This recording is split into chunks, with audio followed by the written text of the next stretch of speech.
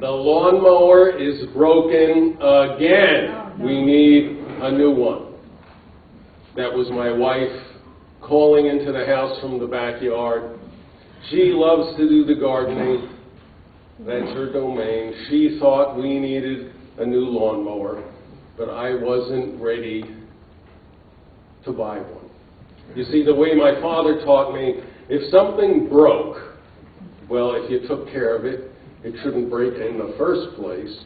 But if something broke, you figured out what was wrong and you fixed it. So I went out there to take a look at the lawnmower, and I could see immediately what was wrong.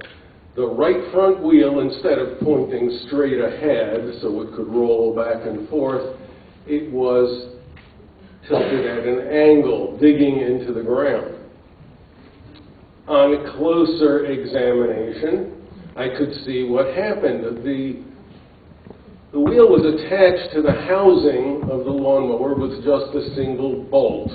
And that bolt had loosened, and so the wheel had wobbled, and over time, wobbling back and forth, it weakened the metal.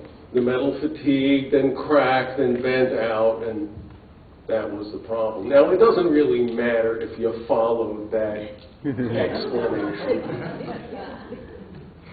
I figured out how to fix it. Now, in the earlier days, in such a situation, I would call my father on the phone. I'd say what the problem was, and he and I would talk about it back and forth and figure out a way to fix it. But since he had died, I was on my own. I got a new piece of sheet metal. I riveted it to the housing. I drilled a hole for the bolt. And I took the bolt, I put it through the wheel, I put it through the hole in the housing, and I attached the nut. First I put on the lock washer. And that's when I discovered that the lock washer was flat. Lock washer's supposed to be offset and really springy so that when you tighten the bolt, it holds the bolt in place, prevents the bolt from loosening. The lock washer had failed, and that's why the nut had loosened, and that's why the bolt was loose, and the wheel had wobbled and cracked the metal. And I had to get a new lock washer. So I went down in the basement, my tool room, and I looked in this new set of nuts and bolts and screws and washers and stuff that I had bought, one of those little plastic containers with the neat little plastic drawers. And there were plenty of washers, but not big enough. So I turned around to the other workbench where I had my father's old Bakelite boxes.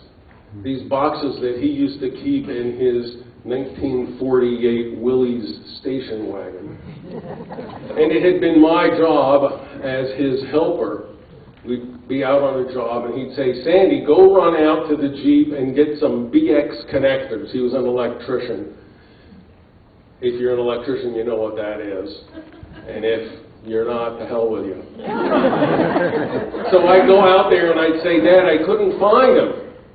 And he would say, "You have to look with your hands." It took me a long time to figure out what he meant. What he meant was, if you just look at the surface, you only see what's on top. You have to dig in there with your hands and look at what's inside. Maybe you have to spill the whole box out on the floor and rummage through it, and you have to look with your hands. Well, I'm looking in those old Bakelite boxes that I had inherited, and I'm looking with my hands for this lock washer replacement that I need. And I see a small plastic magnifying glass. The magnifier just the size of a nickel with a thin handle terminating in a little circle with a hole that you could put a keychain in.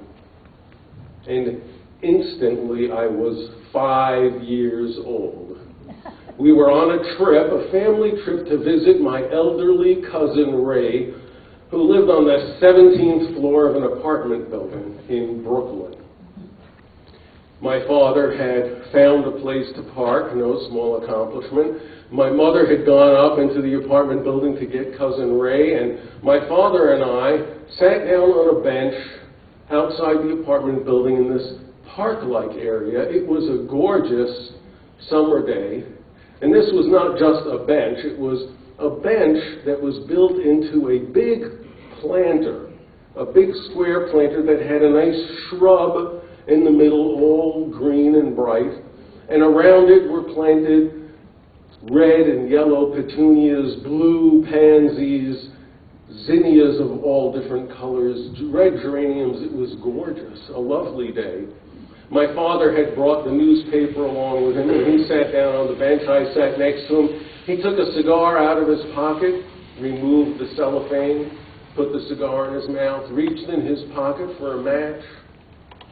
No match. Reached in the other pocket. No match. Checked all his pockets. No matches. A lovely day to sit outside, read the newspaper, and smoke a cigar, and he didn't have a match. He pointed down the street. He said, "Sandy, you see that vendor down there?" And there was one of those big stainless carts with the umbrella on top.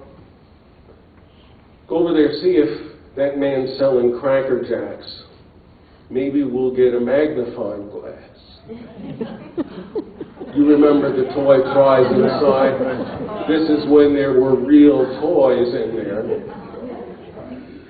Well, I wasn't going to turn down a nickel to buy Cracker Jacks, so I went and got a box of Cracker Jacks. The man sold them, and I came back, sat down next to my father, and for the one and only time in my childhood, I was able to tear open that box and go right for the toy prize inside. I didn't have to politely eat the candy popcorn.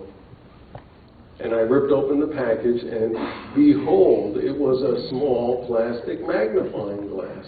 Well, my father took that magnifying glass, and he held it, and in the other hand, he held this cigar, the burning end of this cigar. And he sat there with the sun over his shoulder, and he focused the sunlight to a pinpoint on the end of this cigar. I had no idea what he was doing. And then I saw this little pinpoint of light start to glow and spark. Did you get that? Spark. And as it began to smolder, he said, "Sandy, you go around the other end of the cigar and puff." 5 years old. I had no idea.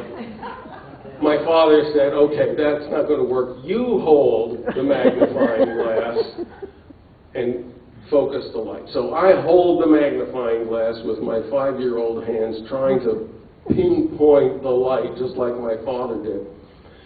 And my father's holding the cigar, and I see the glow, the spark, the smolder. And my father takes a puff on the end of the cigar, and he says, "Hold it steady." And he takes another puff, and I see the glow start to spread. And then my father takes the cigar and puts it in his mouth, takes a long draw on it, and I watched as that glow spread to the edges of the cigar. And then my father sat back on the bench, and he opened the newspaper, and he sat there smoking his cigar, and I sat there next to him eating my Cracker Jacks. And we were feeling pretty pleased with ourselves, maybe even a little bit smug. And he relished with satisfaction that he had demonstrated to his little boy problem-solving, resourcefulness, not to mention the physics of sunlight and optics. I figured that out some years later. And then, just like that, I was back in the tool room looking for that lock washer, hearing, "Look with your hands." And I found it. I found a lock washer just the right size. I put it on, tightened the bolt, checked all the other bolts to make sure they were still tight. Started up the lawnmower. It started up right away. My wife came over, continued mowing the lawn, and I sat on the front porch. I took out a cigar, removed the cellophane, lit it with a match. And I sat there puffing on that cigar, feeling rather satisfied with myself, perhaps even a little smug. And I had a small plastic magnifying glass in my pocket.